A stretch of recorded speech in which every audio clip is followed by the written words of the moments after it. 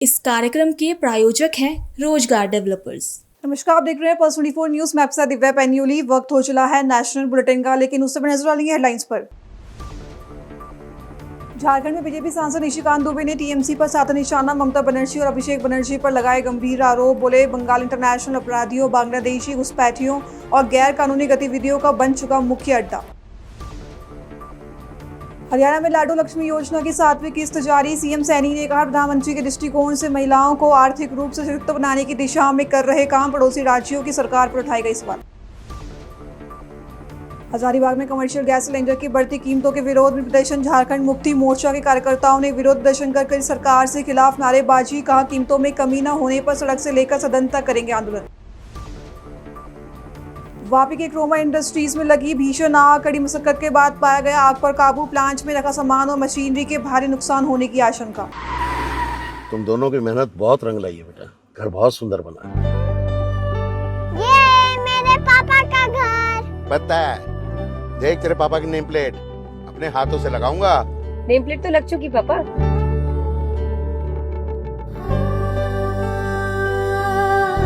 असल मेहनत तो आपने किया पापा, मुझे इस काबिल बनाने के लिए। वो जिंदगी भर किराए के मकान में रहे, लेकिन तो आज ये घर मेरा नहीं, ये है मेरे पापा का घर।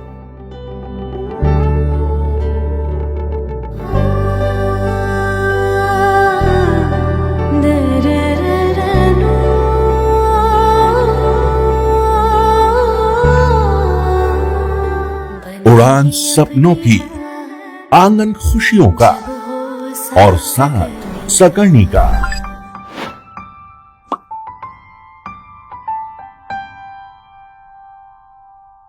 साठ वर्षों से आपके साथ मनोरंजन और संस्कार का संगम, जाह्नवी मैगजीन। आइए अब देखते हैं खबरें विस्तार से। झारखंड में बीजेपी सांसद निशिकांत दुबे ने टीएमसी पर जमकर निशाना साधा। उन्होंने कहा कि ममता बनर्जी इंटरनेशनल कोर्ट में जाने के लिए आजाद है या फिर वे बंगाल में ही बैठकर अपनी खुद की एक अदालत बना सकती है। अभिषेक बनर्जी और ममता बनर्जी कुछ भी कर सकते हैं, वे तो एक नया संविधान भी बना सकते हैं। कड़वी सच्चाई यह है कि शुभेंदु अधिकारी के पर्सनल असिस्टेंट की मौत इस बात का महज एक उदाहरण है कि कैसे बंगाल इंटरनेशनल अपराधियों, बांग्लादेशी घुसपैठियों और गैर कानूनी गतिविधियों का एक मुख्य अड्डा बन गया है। ममता जी अंतर्राष्ट्रीय कोर्ट जाएं या ममता जी बंगाल में ही बैठकर अपना खुद का कोर्ट बना लें। इसमें कहा जाता है कि बाप बेटा पंच, बरदा का नाम चार आना। तो अभिषेक बनर्जी जी और ममता बनर्जी जी कुछ भी कर सकते हैं, नया संविधान भी लिख सकते हैं। बाबा साहब अम्बेडकर जी के स्थान पर वो ममता बनर्जी का भी संविधान चल सकता है। फैक्ट ये है कि कल जो शुभेंदु अधिकारी जी के पीए की डेथ हुई है, ये एक उदाहरण मात्र है कि बंगाल किस तरह से अंतर्राष्ट्रीय क्रिमिनल का, बांग्लादेशी घुसपैठिए का और इलीगल काम करने वालों का एक केंद्र बिंदु हो गया था। पश्चिम बंगाल एक ऐसा राज्य है जहाँ की समुद्र भी है, पीने का पानी भी है। उससे बढ़िया, कोलकाता से बढ़िया कोई जगह नहीं है। बंगाली भद्रलोक जिसके आधार पर ममता बनर्जी लड़ती रही, देवघर उसका केंद्र बिंदु है। और बंगाल के लोगों को जितनी पीड़ा नहीं होती होगी, उससे ज़्यादा पीड़ा जो है देवघर के सांसद के होने के नाते, उनके प्रतिनिधि होने के नाते मुझे है। क्योंकि रामकृष्ण परमहंस जी ने भी अपनी सेवा यात्रा देवघर से चालू की। स्वामी विवेकानंद जी के आदर्शों पर जो है रामकृष्ण मिशन 100 साल से यहीं चल रहा है। महर्षि अरविंद यहीं से पुडुचेरी गए। महर्षि अरविंद के नाना राजनारायण बोस यहीं रहते थे। ईश्वर चंद्र विद्यासागर जी यहीं रहते थे, यहीं उनकी डेथ हुई। राजनारायण बोस जी की भी डेथ हुई। जगदीश चंद्र बोस जी की भी यही डेथ हुई गिरिडीह में। विधान चंद्र राय, पीसी घोष और विनोदा बाबू सभी आर्मित्रा स्कूल में पढ़ते थे, वो भी पटना के ही थे। पीसी घोष साहब यहीं आर्मित्रा स्कूल देवघर में पढ़ते थे। तो इसीलिए वो जिस चैतन्य महाप्रभु उनको जो है गया में उनके गुरु मिले। तो मेरा ये मानना है कि रविन्द्रनाथ टैगोर, यहाँ आपको पता है पोस्ट ऑफिस जो उन्होंने कहानी लिखी, यही रिखिया की कहानी है। तो मुझे जो है उनके सर्टिफिकेट की आवश्यकता नहीं है। भद्रलोक ने इस बार भारतीय जनता पार्टी को वोट दिया है और जितने क्रिमिनल हैं वो सभी सलाखों के पीछे होंगे। यदि वो भागने की कोशिश करेंगे तो वो मार दिए जाएंगे। दूसरा जो इम्पोर्टेंट है, जितने बांग्लादेशी घुसपैठिए हैं जिसका असर संथालपना में पढ़ने वाला। आपको पता है 2009 से जब मैं सांसद बना, बांग्लादेशी घुसपैठिया मेरा प्रमुख मुद्दा रहा। भारतीय जनता पार्टी के नेता मोदी जी को ये शुरू से पता था, क्योंकि उन्होंने विद्यार्थी जीवन से ही इसके खिलाफ बड़ा आंदोलन किया था।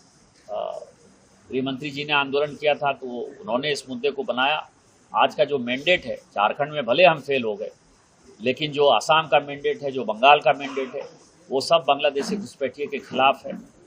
यहाँ जो हमारे जल जंगल ज़मीन पर संथालपना में कब्जा कर रखा है बांग्लादेशी घुसपैठियों ने, आदिवासियों की संख्या घटी है 45% से वो 22-24% हुई है, अभी जनगणना हो जाएगा।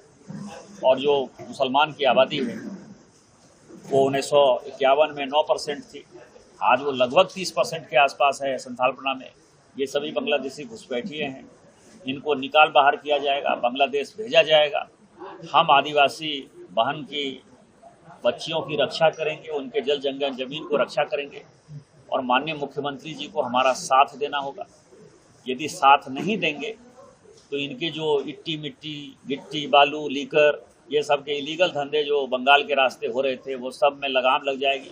चारों तरफ से झारखंड जो है अब भारतीय जनता पार्टी के नेतृत्व से जो है घिरा हुआ है। इसको भारतीय जनता पार्टी के साथ मिलकर ही अब आगे काम करना पड़ेगा। झारखंड के एक तरफ बिहार है, झारखंड के एक तरफ बंगाल है, झारखंड के एक तरफ उड़ीसा है, छत्तीसगढ़ है, उत्तर प्रदेश है, सभी में हमारी सरकार है, एनडीए की सरकार है, भारतीय जनता पार्टी की सरकार है। तो इसीलिए हेमंत सोरेन जी की मजबूरी है कि वो केंद्र में एनडीए के साथ मिलकर ही अब कोई काम कर सकते हैं और बांग्लादेशी घुसपैठियों को हटाने में हमारा सहयोग करें, नहीं तो जबरदस्ती हम इनको भगा दें। हरियाणा के सीएम नायब सिंह सैनी ने एक प्रेस वार्ता को संबोधित किया, जहां सीएम ने कहा कि हमने लाडो लक्ष्मी योजना की 7वीं किस्त जारी की है। मुझे खुशी है कि ये लाभ हमारी बहनों तक पहुंच रहे हैं। साथ ही कहा कि प्रधानमंत्री के दृष्टिकोण से महिलाओं को आर्थिक रूप से सशक्त बनाना है।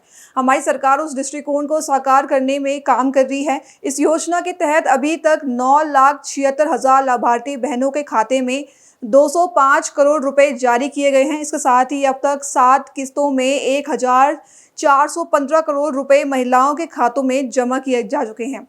हमारे पड़ोसी राज्यों हिमाचल प्रदेश और पंजाब ने अपने घोषणा पत्र में बहनों को आर्थिक रूप से सशक्त बनाने का वादा भी किया था, लेकिन उन्होंने किसी भी बहन को एक भी पैसा नहीं दिया। अलग अलग स्कीम्स के अंदर जो प्रदेश में हर बेनिफिशरीज हैं, उन बेनिफिशरीज को सीधा लाभ डायरेक्ट उनके खाते में पहुंचाने का काम पारदर्शी तरीके से हमारी सरकार कर रही है। आज सबसे पहले हमने लाडो लक्ष्मी योजना की 7वीं किस्त जारी करते हुए मुझे खुशी हो रही है कि बहनों को जो ये लाभ पहुंच रहा है, आदरणीय प्रधानमंत्री जी का जो एक विजन भी है, महिला सशक्तिकरण, आर्थिक रूप से मजबूत करना, प्रधानमंत्री जी के उस विजन को साकार करने में हमारी सरकार वो लगी हुई है। इस योजना के तहत आज 9,76,000 लाभार्थी बहनों के खाते में आज 205 करोड़ रुपया अभी जारी हुआ है। इसे मिलाकर के अब तक 7 किस्त वो जारी की जा चुकी है।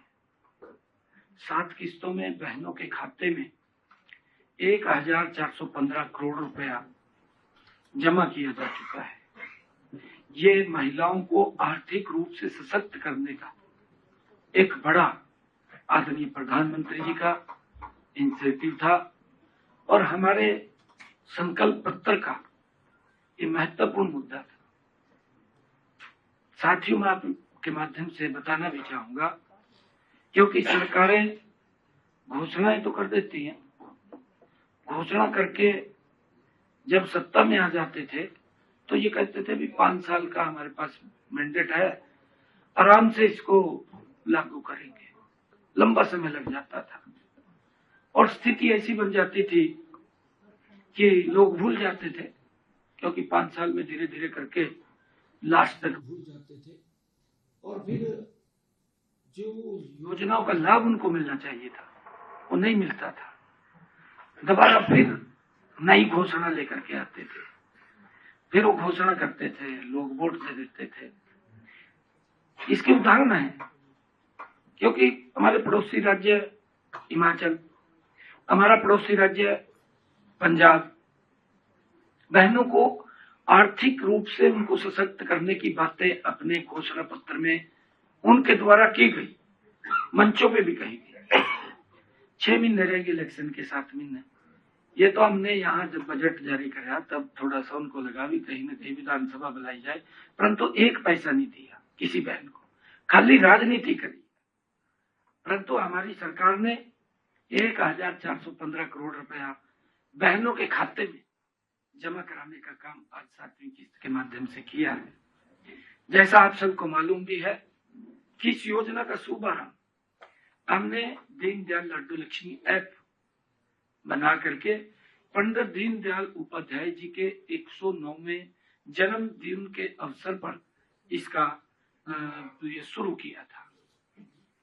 मैंने ये वित्त वर्ष 2025-26 के बजट में आगामी पंडित दीनदयाल उपाध्याय जी के जन्म दिवस पर यह आय सीमा 1 लाख रुपए से बढ़ा करके 1,80,000 रुपए अभी बजट में करने का निर्णय किया है।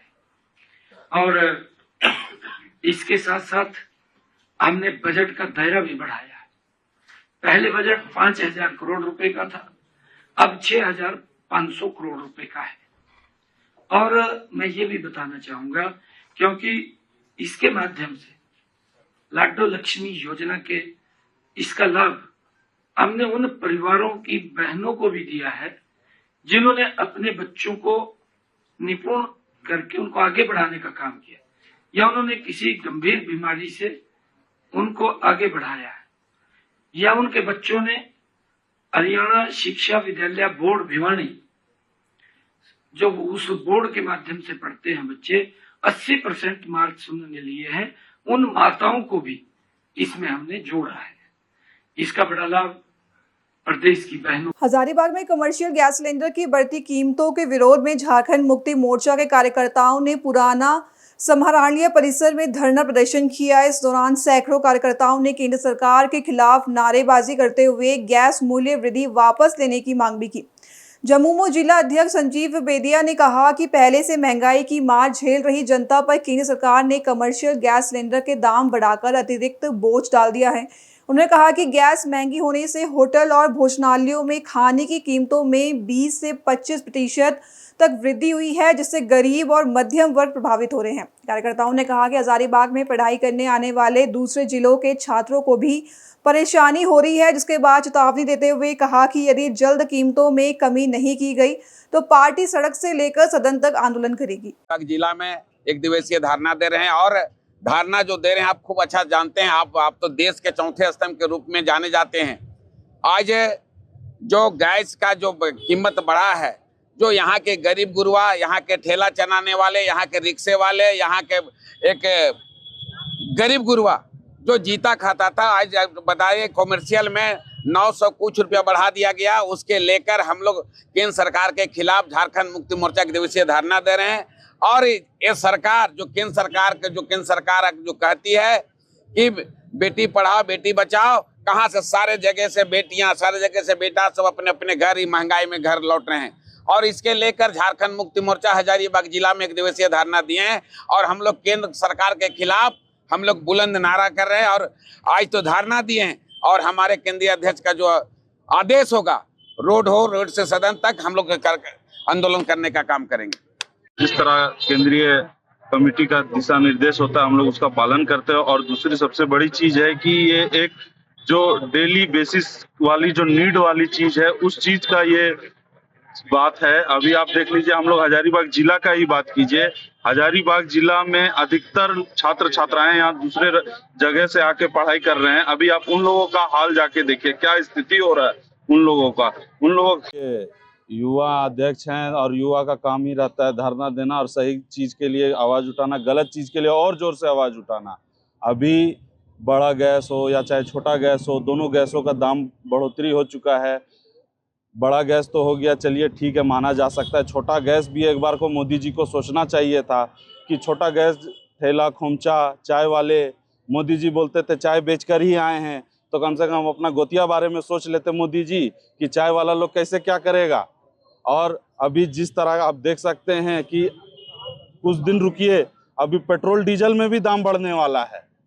और जल्द से जल्द केंद्र सरकार ये जो बजट बढ़ाया है, गैस में जो रेट बढ़ोतरी हुआ है उसको जो पूर्व में जो था उस रेट पर लेकर आवे। और नहीं तो और हम लोग जो है सो यहाँ पे इस बार रोड जाम होगा। ये डिस्ट्रिक्ट मोड़, सदर अस्पताल, ये रोड जाम नहीं होगा, जीटी रोड जाम करने का काम करेगा झारखंड मुक्ति मोर्चा इस बार।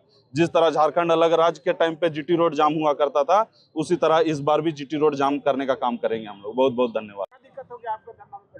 हमको दिक्कत कुछ नहीं हुआ, हमको दिक्कत इसी बात से है कि मोदी जी जब चाय बेचते थे तो उनका गोतिया लोग जो चाय बेच रहा है, अब कैसे चाय बेचेंगे गरीब लोग। मेरा कहना ये है कि आम पब्लिक को भी तो दिक्कत है, गैस से इतना महंगाई बढ़ गया है। तो मोदी जी को कहना चाहते हैं कि अपना घर का बत्ती तो बढ़िया जला रहे हैं, तो पब्लिक पे भी ध्यान दीजिए कि घर का बत्ती कैसे जलेगा, दिया बत्ती, गैस में खाना कैसे बनेगा। वही चीज़ मेरा कहना है। और इसीलिए आज हम लोग धरना प्रदर्शन पर बैठे हुए हैं अपने केंद्रीय अध्यक्ष हेमंत सोरेन के निर्देश अनुसार।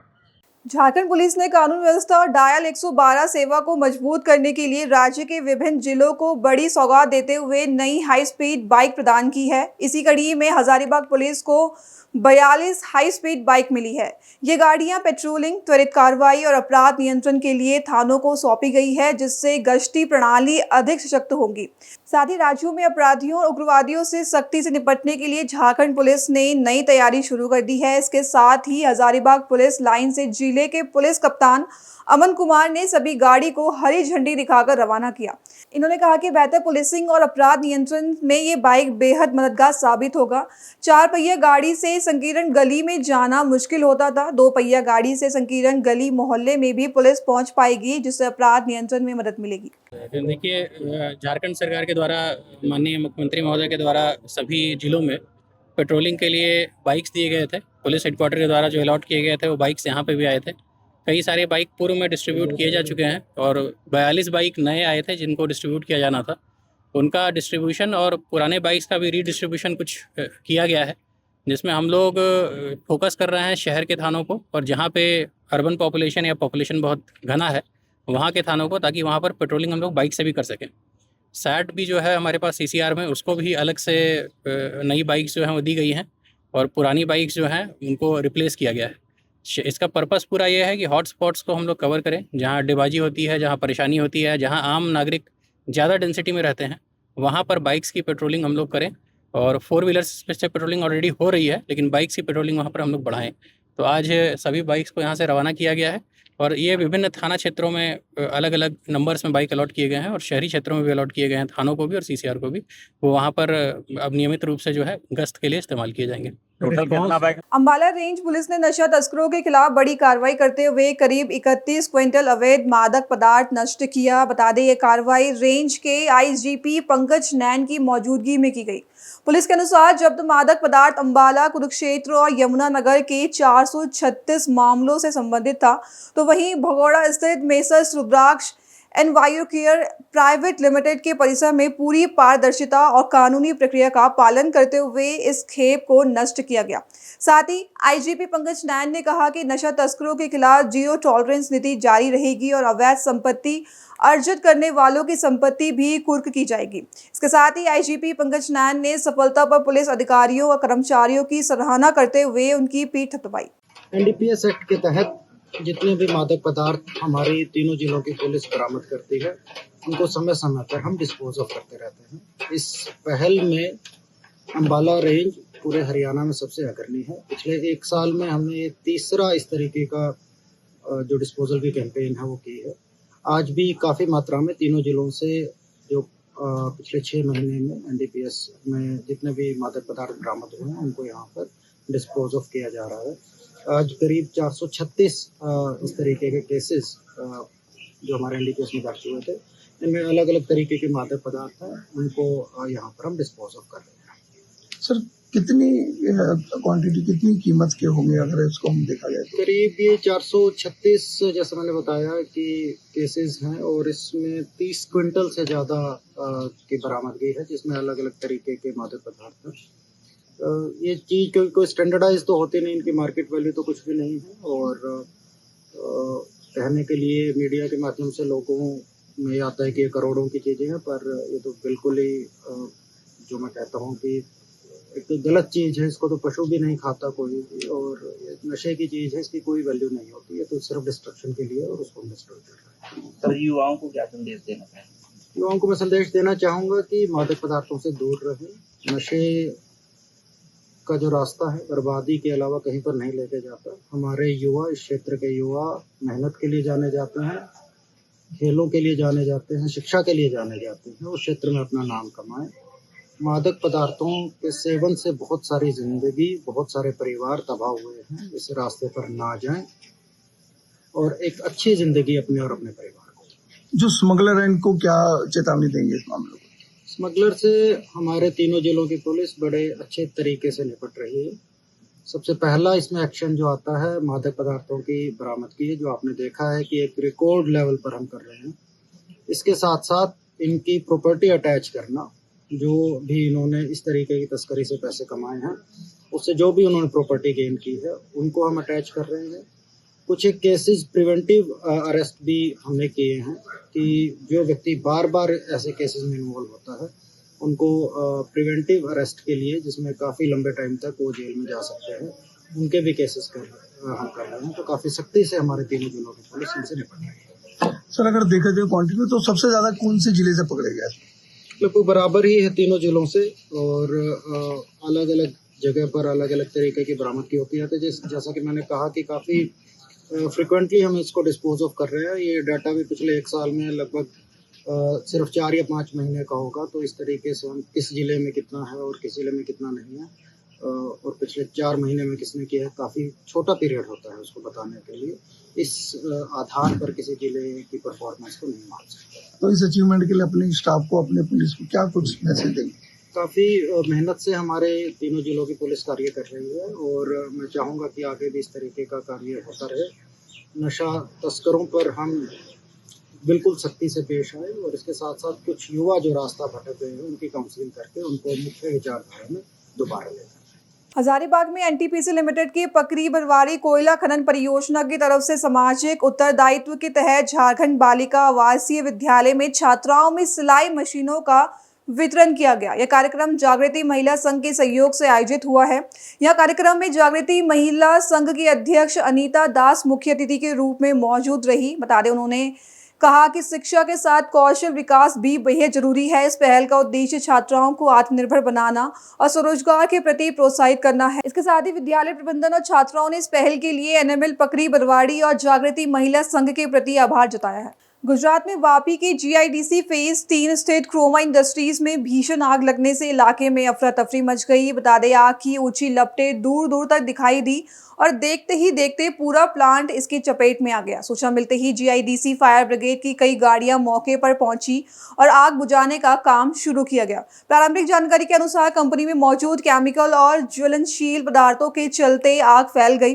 घटना में अब तक किसी जनहानि की पुष्टि नहीं हुई है, लेकिन प्लांट में रखा सामान और मशीनरी को भारी नुकसान होने की आशंका जताई जा रही है। फायर विभाग और प्रशासन ने आग लगने के कारणों की जांच शुरू कर दी है। गुजरात के वापी जीआईडीसी स्थित सेंट एंटरप्राइजेस कंपनी में एसिड टैंक फटने से इलाके में हड़कंप मच गया है। बता दें, टैंक फटने के बाद केमिकल कंपनी परिसर से बाहर सड़क तक फैल गया, जिससे आसपास के लोगों को आंखों में जलन, खांसी और सांस लेने में दिक्कत की शिकायत हुई। घटना के बाद कंपनी प्रबंधन ने पानी के टैंकर मंगवाकर स्थिति को नियंत्रित करने का प्रयास किया। हालांकि स्थानीय लोगों का आरोप है कि काफी देर तक ना तो फायर ब्रिगेड और ना ही जीपीसीबी की टीम मौके पर पहुंची, जिसके बाद लोगों ने परेशानियों का सामना करना पड़ा। फिलहाल किसी के घायल होने की आधिकारिक पुष्टि नहीं हुई है। तो वही स्थानीय प्रशासन और संबंधित विभागों ने मामले की जांच, उचित कार्रवाई की मांग उठ रही है। अभी के लिए बस इतना ही। खबरों के लिए बने रहे पल्स 24 न्यूज के साथ। तब तक के लिए नमस्कार। इस कार्यक्रम के प्रायोजक थे रोजगार डेवलपर्स। तुम दोनों की मेहनत बहुत रंग लाई है बेटा, घर बहुत सुंदर बना है।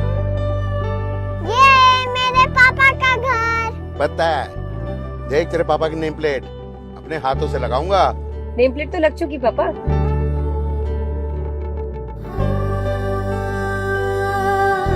असल मेहनत तो आपने किया पापा मुझे इस काबिल बनाने के लिए। वो जिंदगी भर किराए के मकान में रहे, लेकिन आज ये घर मेरा नहीं, ये है मेरे पापा का घर।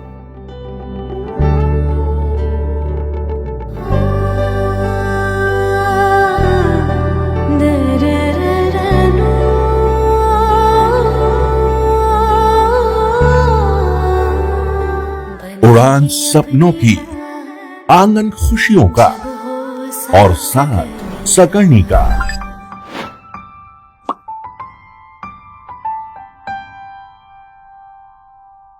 60 वर्षों से आपके साथ मनोरंजन और संस्कार का संगम, जाह्नवी मैगजीन।